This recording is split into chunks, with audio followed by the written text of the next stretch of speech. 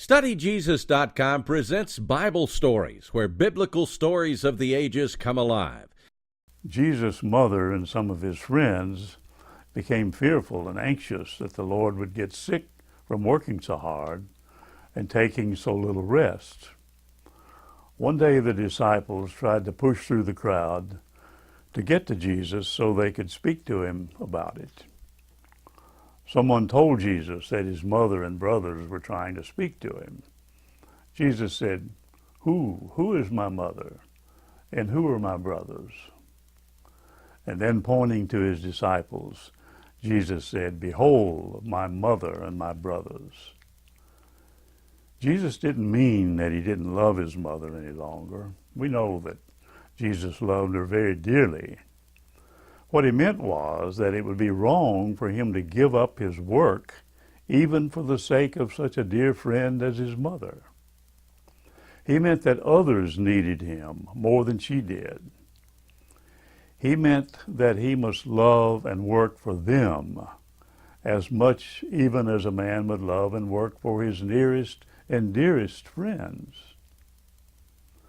Continuing with our series on the life of Christ, this story from the Holy Bible is titled Jesus on the Water.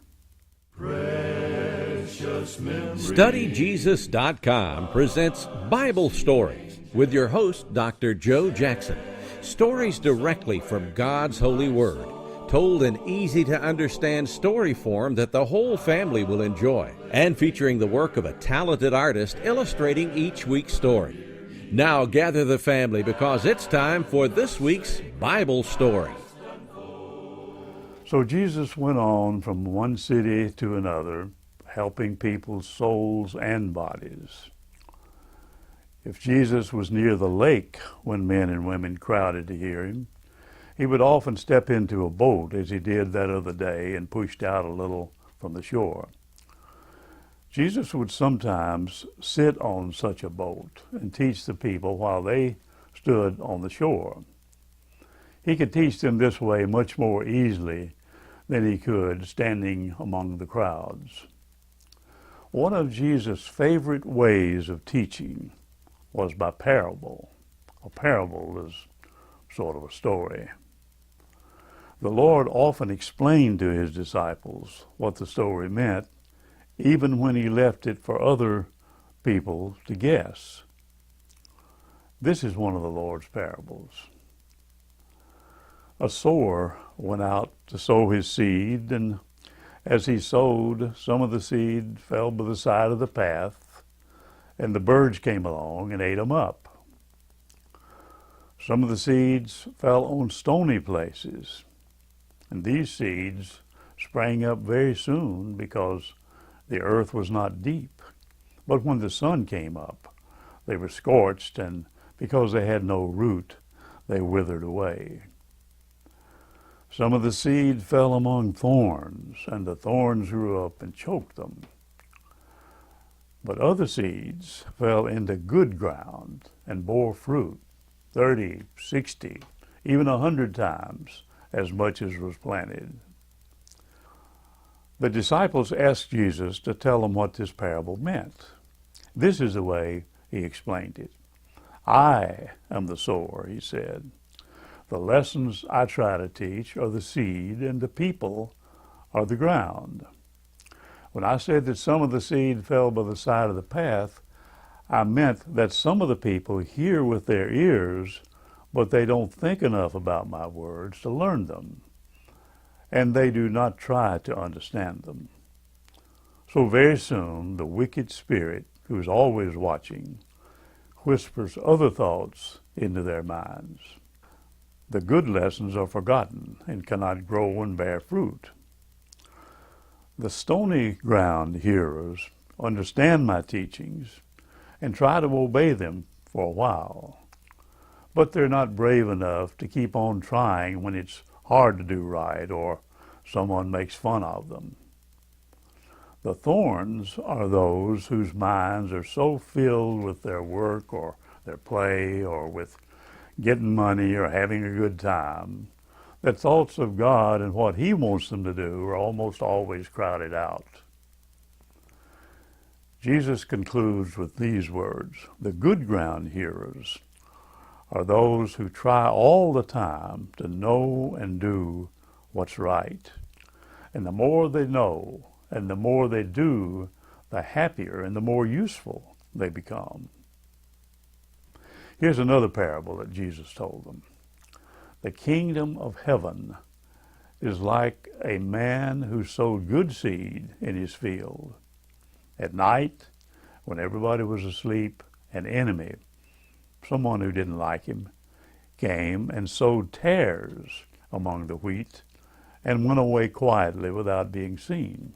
Tares are weeds which look very much like wheat until the seeds are ripe, and then there's a little difference, but one must look carefully to see it.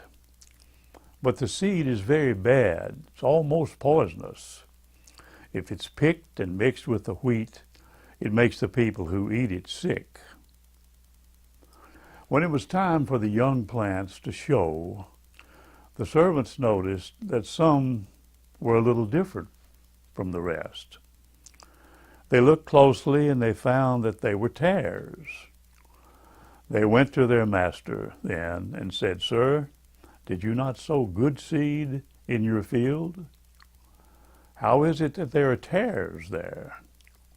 He answered, "An enemy has done it." The servants asked, "Shall we go and gather them up?" The master answered, "No, for fear that if you try to gather the tares, you will root up some of the wheat also. Let both grow together until the harvest time. And then I will say to the reapers, gather together the tares first, bind them in bundles and burn them, but gather the wheat into my barn." In this parable, the man who sowed the wheat is God. The enemy is Satan. Satan is that wicked spirit who tempted Jesus while he was in the wilderness. In this parable, our thoughts are the seed. The harvest is the end of the world. Whatever we think that is good is a seed which God has planted. Whatever we think that is a naughty thought is a seed sowed by Satan. If we allow the good seed to grow, God will take us to his home in heaven when we die. But if we allow Satan's bad seed to grow, we must be punished like the tares in Jesus' parable were burned. Jesus spoke other parables also. One was about a small seed being planted and a big tree growing from it. Another was about a little yeast being put into the middle of a pan of flour and working its way through the whole mass of dough. These parables show us what great things may come from little beginnings. We don't know how much good a little act of kindness, even a little word or smile, may help and encourage someone. Here's another parable that Jesus didn't explain to the people who crowded around to hear him teach. Perhaps we can understand the meaning of this one on our own. The kingdom of heaven is like a merchantman looking everywhere for good pearls. And when he had found one pearl of great price, he went and sold all that he had and bought it. All these and many other parables Jesus spoke to the people one day as he was sitting in a fishing boat on the Sea of Galilee. He taught all day, and when evening came, he was tired. He said to his disciples, "Let's cross over to the other side of the lake." The disciples were glad to do as he wished. It was pleasant weather when they started, but before they'd been out very long, storm clouds began to gather. Fishermen on the Sea of Galilee don't like to see clouds look like these clouds did. To them, Such storm clouds meant high wind and a storm that was apt to come in very quickly. These fishermen, disciples of Jesus, knew what the danger was, so they got their boat ready to stand the coming wind and rain as best they could. Jesus was so tired that he laid his head on a pillow that someone had placed in the stern of the boat, and pretty soon he went to sleep right after they started their journey. The storm came nearer and nearer, and at last it was upon them in all its strength. The rain poured down, and the wind blew with gale force, and the waves came up over the sides of the boat. Jesus slept quietly through the whole thing. The disciples knew that he was very tired, so they didn't awaken him. They were busy working hard also, doing all they could to fight the storm and save Jesus' life and their own. The water began to fill up the boat, and the disciples thought that they were all going to drown. Still, Jesus didn't wake up. The disciples became so frightened that they didn't know anything else but to touch Jesus and say, "Master, do you not care whether we drown or not?" Jesus awoke. He was not frightened at all. The Lord said, "Can you not trust me yet?" And then he got up, and looking out over the stormy and troubled water, he said to the waves, "Peace, be still." And in a moment, the winds had calmed down and stopped blowing, and the water was perfectly quiet.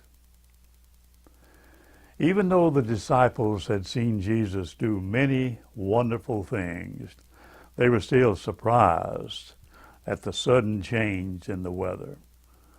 They said, "What kind of a man is this, that even the winds and the waves obey him?" The storm was over, and they were soon across the lake. They had no sooner stepped on the shore than they were met by two demoniacs, or insane men. These two men lived in the caves and among the rocks along the shore. Insanity had made one of them very dangerous. He was wild. No one could tame him. Many times he'd been tied with ropes and chains, but each time he'd worked on the ropes and chains until he found a way to break them apart. This dangerous, insane man wandered among the caves night and day, screaming and cutting his body with stones. He had torn his clothes all to pieces. When this man saw Jesus coming, even when the Lord was far off, he began to cry out, "What have I to do with you, Jesus, Son of the Most High God? Do not trouble me." Jesus said, "Come out of the man, you unclean spirit." Jesus then asked the man what his name was.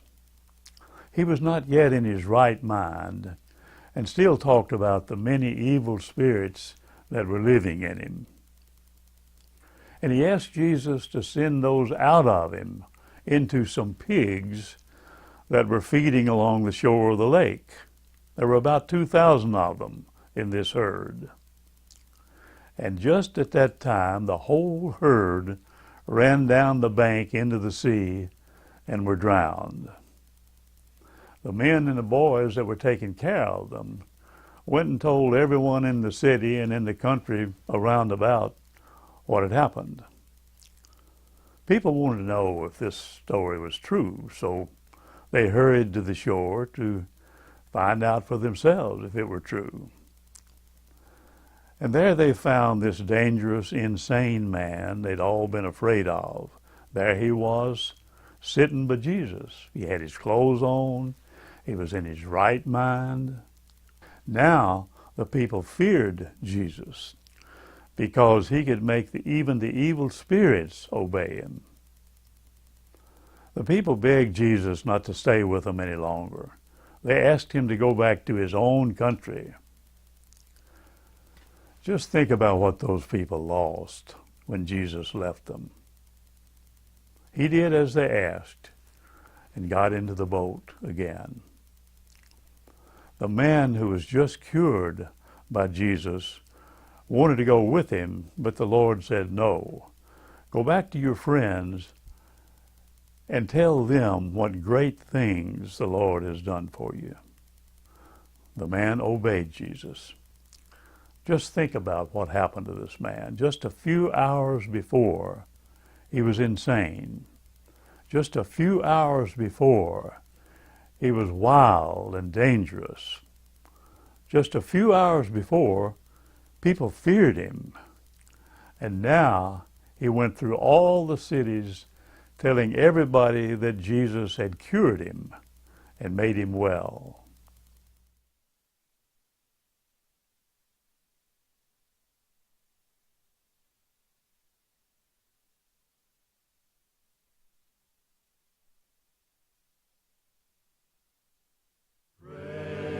Precious memories, unseen angels, sent from somewhere to my soul.